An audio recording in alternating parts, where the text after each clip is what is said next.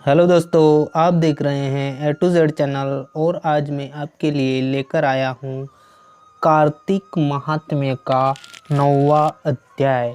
तो चलिए दोस्तों देखते हैं।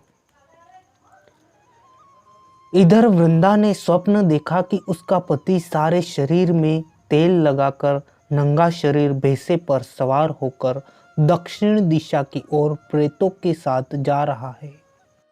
यह स्वप्न देखा उसे बड़ी चिंता हुई और अटारी तथा गौशाला कहीं भी विश्राम नहीं मिला। तब वह एक वन से दूसरे वन में चली गई। वहां वृंदा ने सिंह जैसे मुख वाले दो राक्षस देखे। उन्हें देखते ही वह डर के मारे भागी। आगे जाकर उसके शिष्य सहित एक तपस्वी मुनि को देखा और उनसे अपनी रक्षा के लिए कहा। उसकी प्रार्थना पर मुनि ने अपनी एक हुंकार से उन राक्षसों को भगा दिया। तत्पश्चात वृंदा ने मुनि से विनयपूर्वक कहा कि महाराज, मेरे पति जालंधर तथा महादेव जी में घोर युद्ध हो रहा है। उसमें किसकी विजय होगी, कृपा करके बताइए, क्योंकि आप सर्वज्ञ हैं। यह सुनकर मुनि ने ऊपर की ओर देखा। उसी समय दो बंदरों ने आकर मुनि को प्रणाम किया और मुनि के संकेत पर वे दोनों बंदर वहां से चले गए। फिर थोड़ी देर बाद वे दोनों आकाश की ओर से आए और उन्होंने वहां जालंधर दैत्य का सिर और धड़ लेकर फेंक दिया। वृंदा अपने पति के मृत शरीर को देखकर बहुत दुखी हुई और रोने लगी। तत्पश्चात मूर्छित होकर पृथ्वी पर गिर पड़ी। मुनि ने अपने कमंडलू से उस पर जल छिड़का तो उसे चैतन्यता आई। तब वह पुनः विलाप करती हुई मुनि से बोली कि महाराज, जिसने देव, गंधर्व और विष्णु सहित तीनों लोकों को जीत लिया, वह शिव के हाथ से कैसे मारा गया? हे मुने, आप बड़े सामर्थ्यवान हैं, किसी प्रकार मेरे पति को फिर जीवित कर दीजिए। तब मुनि कहने लगे कि शिवजी के हाथ से मरे हुए को कौन जीवित कर सकता है, परंतु फिर भी तुम पर कृपा करके हम इसको जीवित कर देते हैं। ऐसा कहकर मुनि अंतर्ध्यान हो गए और जालंधर जीवित होकर वृंदा के साथ प्रेम लाप करता हुआ आलिंगन वृद्ध हो गया। वृंदा भी अपने पति के वेश में विष्णु के साथ उस वन में रमण करती रही, परंतु एक दिन मैथुन के पश्चात अपने पति के वेश में विष्णु को देखकर वह अत्यंत क्रोधित हुई और श्राप देती हुई बोली कि तुमने मेरा पतिव्रत धर्म नष्ट किया है, इसलिए मैं तुमको श्राप देती हूँ। निश्चित ही वह कपट मुनि तुम ही थे और तुमने जो दो राक्षस कपट के बनाए थे, वही कालांतर में तुम्हारी स्त्री का हरण करेंगे और जो तुम्हारा शिष्य था वह बंदर रूप धारण कर तुम्हारी सहायता करेगा। फिर कहा कि शिला पत्थर हो जाओ।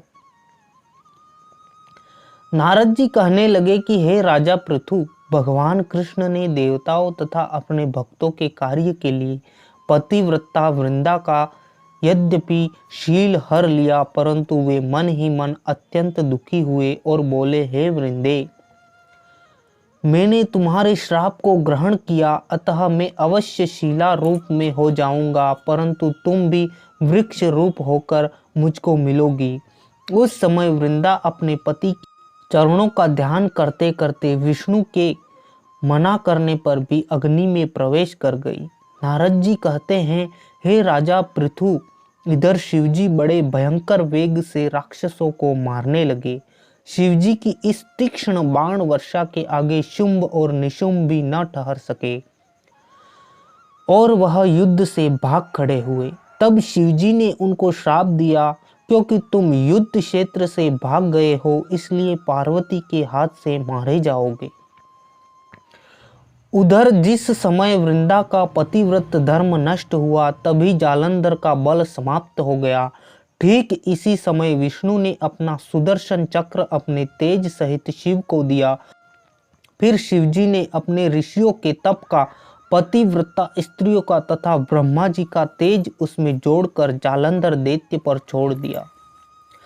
जिससे उसका सिर कटकर भूमि पर गिर गया।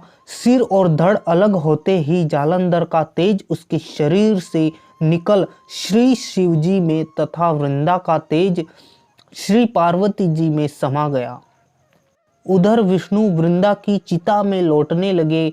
तब सब देवताओं ने शिवजी की स्तुति की और कहा कि महाराज, जालंधर को मारकर आपने देवताओं का बड़ा उपकार किया है, परंतु कई महान अनर्थ हो रहा है।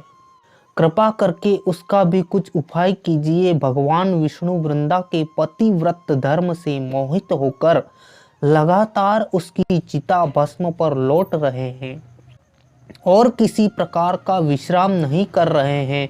तब शिवजी ने कहा कि हे देवताओं, तब सब भगवान की योग माया की शरण में जाकर उनकी स्तुति करते हुए बोले, तुम्हारी माया को ब्रह्मादिक भी नहीं जानते हैं। उस देवी को हमारा नमस्कार है जिसके भक्तगण अनादर तथा मोह को प्राप्त नहीं होते हैं। ऐसी मूल प्रकृति को हमारा नमस्कार है।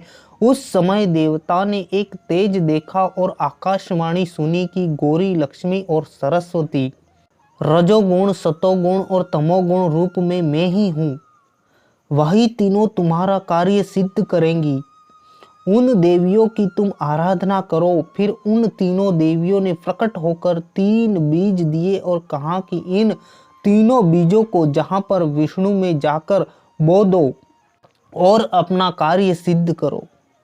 देवताओं ने तीनों बीज ले जाकर जहां पर वृंदा की चिता पर भगवान विष्णु लौट रहे थे जाकर बो दिए। उन तीनों बीजों से 3 वृक्ष उत्पन्न हुए। रजोगुण सरस्वती से आंवला, तमोगुण गौरी से तुलसी और सतोगुण लक्ष्मी से मालती हुई। श्री लक्ष्मी जी ने अपना बीज ईर्ष्या युक्त होकर दिया था, इसलिए मालती भगवान पूजा में निंदित तथा आंवला और तुलसी भगवान को अति प्रिय हुए। इस प्रकार वृंदा वृक्ष रूप होकर भगवान शालिग्राम से संयोग किया। इसी कारण कार्तिक के उद्यापन में भगवान की पूजा तुलसी के मूल होते ही नारद जी कहते हैं कि हे राजा पृथु, जिस घर में तुलसी का वृक्ष होता है उसमें यमदूत कभी नहीं जाते। इसलिए जो तुलसी का वृक्ष घर में लगाते हैं वे यमपुरी नहीं देखते। नर्मदा तथा गंगा का जल और तुलसी का पूजन, यह तीनों कार्य बराबर हैं। मनुष्य तुलसी तथा आंवले की छाया में अपने पितरों का श्राद्ध करता है, उसके पितर मोक्ष को प्राप्त हो जाते हैं। नारद जी कहते हैं कि हे राजा पृथु, तुलसी और आंवले का महात्म्य ब्रह्मा जी भी कहने में असमर्थ है। जो कोई इस कथा को पढ़ता अथवा सुनता है वह भी मोक्ष को प्राप्त हो जाता है। तो मित्रों, कार्तिक मास का 9वां अध्याय यहीं पर समाप्त होता है। अब हम आगे सुनेंगे 10वां अध्याय।